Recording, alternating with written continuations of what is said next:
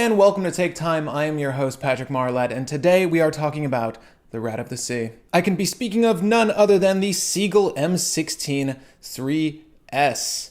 Yes, Sea-Gull, the brand. Now, while in actuality I hate seagulls, I've got nothing against the brand, and this has been a real eye-opening experience for me. However, before I begin the video, I'd like to thank Ron John out from Pennsylvania for sending this my way. Thank you so much for supporting the show and sending your watch my direction. I really appreciate that. Thank you for showing your trust and also sharing this timepiece with me for as long as I've had it at this point. No worries, it will head back your direction in one piece, and I've had a lot of fun with this watch. So again, thank you so much. Now, in regards to the Sea-Gull, and they've been around for a while now, since 1955, the dial states, and we all know Sea-Gull for their affordable mechanical watches. And the M163S is no different. This watch comes in at about $218 on the bracelet directly from their website. It boasts a 39mm width case with a 48mm lug-to-lug distance, a 13mm thickness, and a 20mm lug width. The case and bracelet are made entirely out of stainless steel and is sandwiched between two sapphire crystals. Inside beats the ST2505 that has a power reserve at the top right and a date indicator at the top left. As well as this watch's headline feature, the flying wheel open heart system. And you can see that little wheel flying about at the 6 o'clock position. As with all of my reviews here on the channel, I'm going to start with the bad and then move on to the good before giving my final verdict on the review item. So let's talk Sea-Gull. Now, if you don't like open heart displays, you probably won't like this watch. But then again, why would you be buying it? Now, this is tough because honestly, I don't really have much bad to say about this watch. Although there are a few minor issues I've noticed with the design and legibility. Now, so far as legibility is concerned, you can see one of the issues I have with this watch so far, and that's reading the time at the 6 o'clock position. Those hands are kind of hard to perceive when they're down in this area right here, and you can really tell what I'm talking about when they're stacked up on top of each other. That flying wheel display is lovely, but it makes reading the time kind of difficult because the hands get lost in that crazy backdrop. So anywhere between the 4 and 8 hour markers, you might have a little bit of trouble figuring out what time it is, but it never took me too long to discern. Also, I would have preferred a more appropriate frame for the flying wheel display at the 6 o'clock position. Now, if we were to look at that window, you'll notice that it has hash marks around the entirety of that frame. The metal frame would have been better to highlight this display on the watch instead of this odd hash marked ring that looks like it should be recording some measurement of time. You'll notice it echoes the minute and hour markings of the dial, yet there are no hands down there to indicate any measurement of time.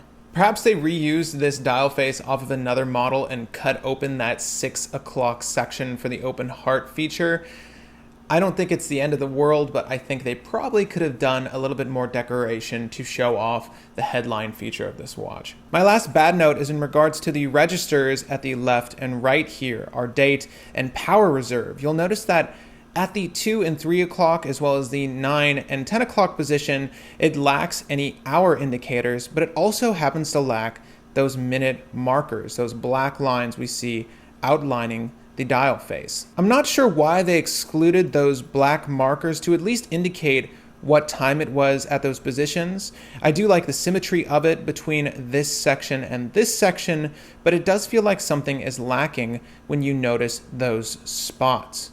I would have preferred some form of hour marker on the dial, perhaps a small circle applied at those spots instead of the larger triangle, but they just went without, and it's very obvious. However, aside from all of those bad notes, I've got a lot of real great things to say about this watch. I'm actually really impressed with what you're getting for $218 here. The materials that went into use here, as well as the design and execution of that design for the price point, is all really good. The bracelet itself, again, is made entirely out of stainless steel and features solid end links, so you're definitely getting your money's worth there. Also, you'll notice when we take in the dial that there are 0 alignment issues. Go ahead, take a look. Now, I've been looking at it for a while now.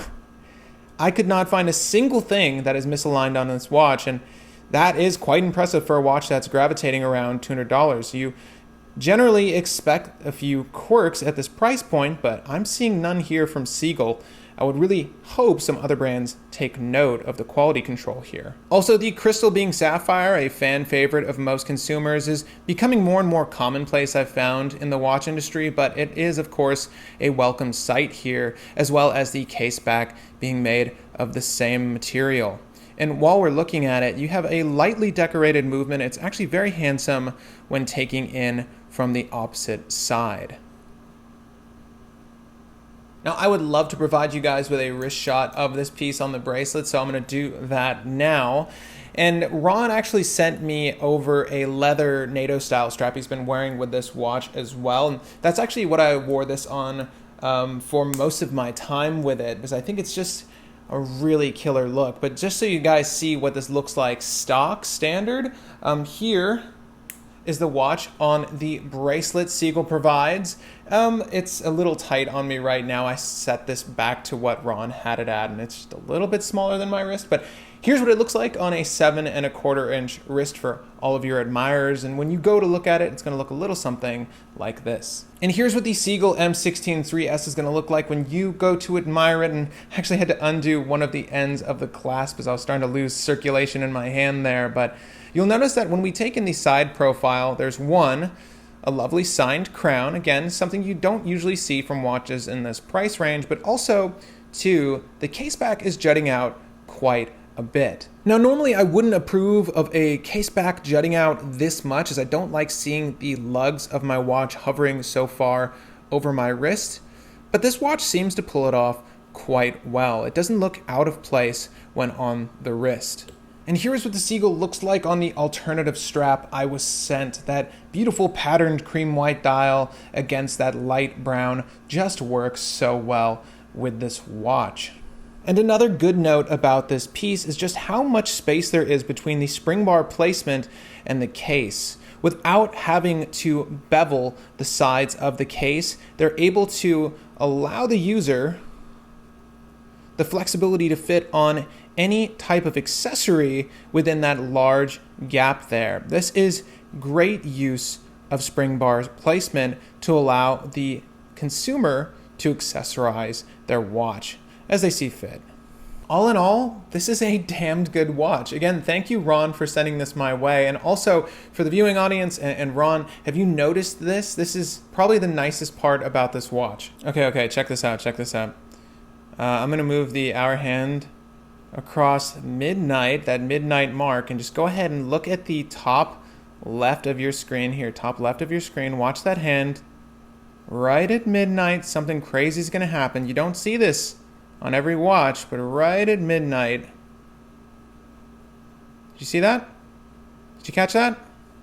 The date changes precisely at midnight, when it should. And I don't even see that on $5,000 watches sometimes, even more expensive watches.